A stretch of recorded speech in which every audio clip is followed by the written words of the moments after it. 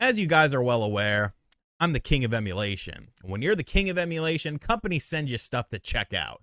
My friends over at KeepRetro.com, who have long been supporters of this channel, sending in various handhelds, recently sent over the Anbernic RG405V for me to check out. And I like Anbernic products, so I was definitely curious in checking out this bad boy. The spec sheet is pretty good, the price point's only $150, and there's some big heavy hitter systems on this, but how does it perform? How do the games look and play? That's what we're going to find out today. So sit back, relax. If this is your first time here, make sure you hit that subscribe button. I'll have a link to this device in the description box down below if we like it. But without any further ado, let's check out Anbernic's new handheld and see what it's all about. Alrighty, so here's our Anbernic RG405V. I'm pretty sure I own some Anbernic products. I'll be honest with you guys. I have so many of these handhelds around the house. I probably should sell some of them, but I know that Anbernic is definitely considered one of the more quality companies, one of the more established companies when it comes to all of this sort of stuff. And this is a beefy boy. Boy's got some beef to him. I like that. Oh, look at the I did not realize this was the wood grain model. Wood grain grip, and I feel like Paul Wall here. So we have some spaces here. We of course have our screen. It's a pretty big boy screen. D-pad, and what I'm assuming is a home button. 2 analog sticks. A, B, X, Y, of course. Flipping it over to the back side, we have some triggers here that are contoured into the mold. I actually like that. I think that's pretty cool. We have our speaker here. What I'm assuming is our slot for our TF card, power button. Maybe that's the power button.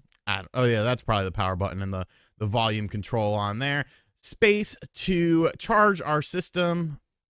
I'm guessing that's a fan port or something because the speaker's here. I don't know, maybe the audio also comes out of here as well. I will say these grooves, I'm feeling the grooves, man. The grooves feel very nice on this, and it's pretty comfortable.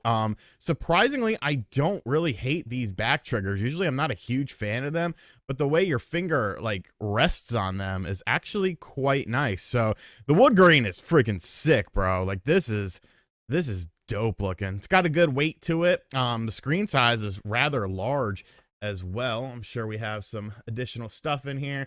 We got a screen protector, wipes to put on the screen protector, information about our system, and then our charging cable.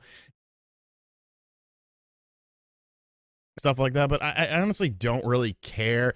I more so care about how it plays games, and I know that specs aren't necessarily like even across the board, like some of these mini PCs and stuff like that. You know, some PCs should run better than other PCs, but then they don't. So I'm all about the games. We're going to turn this bad boy on. Hopefully it has a bit of a charge, and we're going to check out the most important thing, the games. All right, so surprisingly, it did not have a charge on it, which, I mean, it's not the biggest deal in the world. You're just going to see this cable sticking out of it. But here is our lineup of games, 498 NES games. I'll do the best that I can to avoid glare. I know that's kind of a problem in some of my videos where I'm doing these handhelds. If you have any suggestions to how to avoid that, let me know in the comments. Sega Master System, 200 games. I do like the little bit of information that we get with these systems as well. PC Engine, 59. CPS 1, of course, the Capcom Arcade System 1, 64. 636 Mega Drive games. So right off the bat, it seems like we have a very curated list of games on this system, which is a huge thing in my opinion. We have Game Boy with 208 games, Neo Geo 144, Super Nintendo 606, which is usually like thousands of games because these companies just do ROM dumps. CPS 2, 29 games, PlayStation 46 games, Sega Saturn with 6 games. Very interested to see that. N64 with 6 games, CPS 3, 4 games, MAME 23, 174 Game Boy Color, 4 Dreamcast, 37 Neo Geo Pocket. We got Wonder Swan Color, 66, 11 PS2. I did not expect that. Final Burn Neo, we have 77, 300 GBA games, 50 PSP games, 23 DS games, 5 Wii games, and 6 DS games. Okay, so this is a beefy boy. I was not quite aware of the power that it sort of had. So we'll just hop straight into some games, man. We'll start out with something. I guess we could start out with PlayStation. Let's start out with Sega Genesis. Let's just go with Sega Genesis. We could see the curated list of games here. I'm sure everything is. What is this? All right, so let's check out some Sonic 2. Screen is very, very nice. A very crisp and clear screen. I figure, you know, Sonic 2, I know how this is supposed to play. I know this is how it's supposed to look. And yeah, it's, oh wow, good job. I'm playing at such a weird angle. Like the things I do for these videos for you guys, I'm playing at such a weird angle right now. Like I can hardly see. My arms are completely outstretched, but I'm trying to get a nice clean shot for you guys. So you're welcome. You're welcome. But yeah, this is Sonic 2. It's running as it should. No input lag or anything like that. Everything feels very nice, very smooth. The screen itself is really gorgeous looking screen, definitely vibrant on the colors and stuff like that. So yeah, all your Sega, your NES, all that sort of crap, you're not going to have any problems with this playing on this system, and I wouldn't expect you to. So let's check out something a little bit beefier. All right, let's check out some Mortal Kombat 4 on the PlayStation 1. You know, my Mortal Kombat stuff, I didn't really play this one all that much, which is kind of weird because I was a big Mortal Kombat fan growing up. Obviously, the Sega Genesis version of Mortal Kombat, far superior to the Super Nintendo, at least with Mortal Kombat 1, and that's what I kind of hung my hat on. But I used to love going to places and playing this game in the arcade and stuff, or like you would go to like a burger joint or something, and it would have arcade machines there. Anyways, though, this is running like really well. I'll take a look at another PS1 game just to see something maybe a bit more 3D, but this is running great. I wouldn't expect it to have full, you know, capabilities with the PlayStation 1. Obviously, you can add your own games and see you know, what all works and what all doesn't work, but this is running very nice. I mean, you see it on the screen here, and you know, no sort of input lag or anything like that. So far, so good on the PlayStation 1 side of things. But let's head out to the main menu, which you get to by holding down the button, and we'll check out something a bit more three-dimensional. Racing game, I feel like that's always good, and we'll see what that brings to the table. All right, so here's a little Ridge Racer 4, trying to figure out the controls here. All right, there we go. We'll go ahead and use the analog stick with this. Obviously, it's a racing game. You're gonna want to use an analog stick for that. But yeah, I can't see a thing with this angle I am on. Oh my god. I cannot see a thing, but what I can see is that this is running extremely well. I mean, you know, it's not the most graphically intensive game in the world. And like I said, I'm sure there will be some PS1 games that maybe struggle a little bit more than this one, but you know, so far, so good with this as far as compatibility is concerned. It seems like this is a pretty curated list to amplify what runs on the system or runs well on the system. So, yeah, your PS1 stuff, no problemo. Let's check out some other stuff here, though. So, the Sega Saturn library, leaving a bit to be desired here. You know, it's definitely not the best, but I am a fan of this game, and I don't care what anyone says. I think this is a fun game. Street Fighter, the movie, the game. I obviously can't do too many crazy in-depth tests on Saturn stuff here, but you know, this will kind of give us some sort of an indication as to how stuff is running here. You know, the movie, say whatever you want about the movie. You know, Jean-Claude Van Damme was, you know, coked up out of his mind during the filming of this, but I like the movie for what it is. I like, you know, I like it. It's cheesy, but it's fun. So, and the game itself, like, you know, it's very different than the arcade version, which was kind of a mess, honestly. But, you know, this is a solid game. It's literally just like Mortal Kombat graphics with Street Fighter gameplay. Maybe not quite as refined, but still, you know, it's all right. You know, it does command a pretty penny nowadays on the secondary market. Okay. So, I mean, I don't know what button is what, but, you know, it's running well, and I can even use these back triggers, honestly. Like, they're not, you know, like, they're still a little bit weird, but, like, it still works, you know? And like the emulation is spot on for this. And I understand this is a 2D Sega Saturn game with sprite-based graphics, probably not the most intensive thing in the world. But this kind of makes me feel good about the potential for other systems like N64, Dreamcast, and PS2 stuff, which I'm very interested in seeing that. But yeah, you know, this game for the Saturn is running great. So let's go ahead and check out something else here.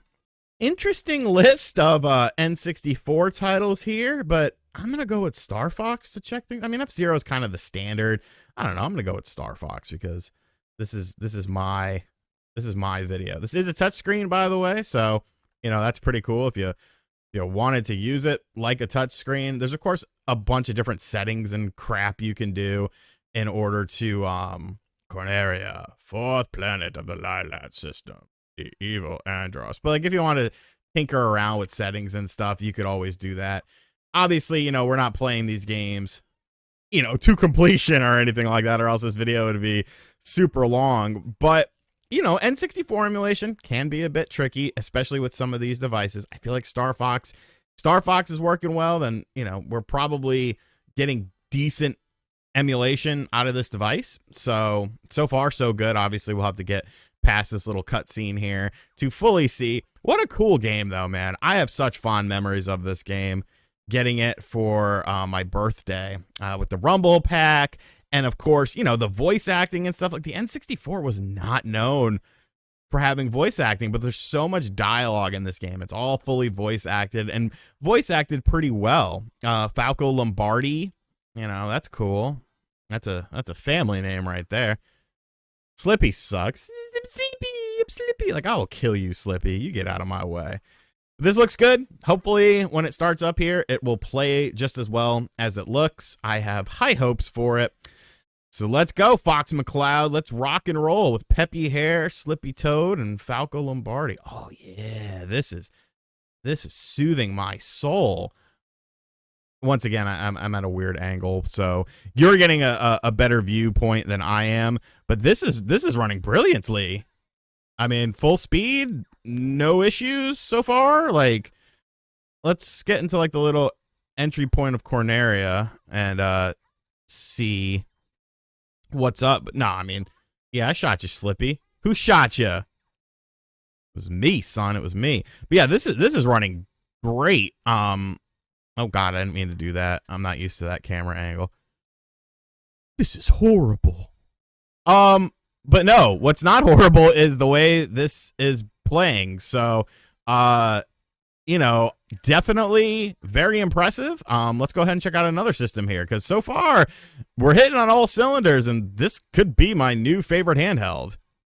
All right, so here is Kingdom Hearts for the PlayStation 2 running on our device here, and as you can see, like it's running extremely well. I'm not noticing any sort of major issues or dips or anything like that. Like the movement feels very fluid. The game itself isn't hiccuping.